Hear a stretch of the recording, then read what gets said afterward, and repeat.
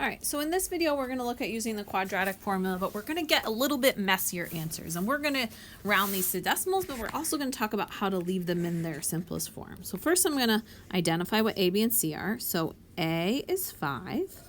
And instead of X's here, we do have D's. B is 1, because there's 1 there. And C is -8. So I'm going to go ahead and set up my quadratic formula. So X equals, well, technically D equals, right? D equals -B, so -1 plus or minus the square root B squared, so 1 squared, minus 4AC all over 2A. Okay. So I'm going to start simplifying. So D equals -1, add or subtract, 1 squared is 1.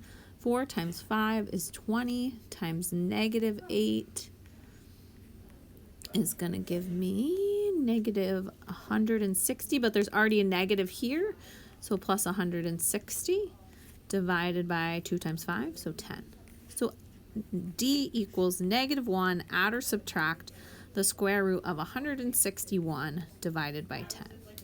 Now, 161 does not square root nicely. So what I'm going to go ahead and do is use a calculator to figure out what it is about. So the square root of 161 is about 12.6886, I'm going to call that. So then I'm going to go ahead and do my add and subtract. So I'm going to do -1. I'm going to add that 12.6886 and divide that by 10.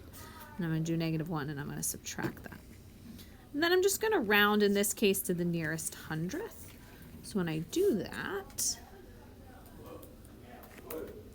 I'm going to get 11.6886 divided by 10, which is going to give me X is approximately 1.1669, really. So if I round, that's nearest hundredth, 1.17. I'm going to do the same here, -13.6886 divided by 10, which is going to give me approximately -1.369. So I'm going to round that to the nearest hundredth, which is 37, because this would round up. And I could check my answers. When I go to check my answers on this, though, it's not going to be quite exact. So I would need to be cautious.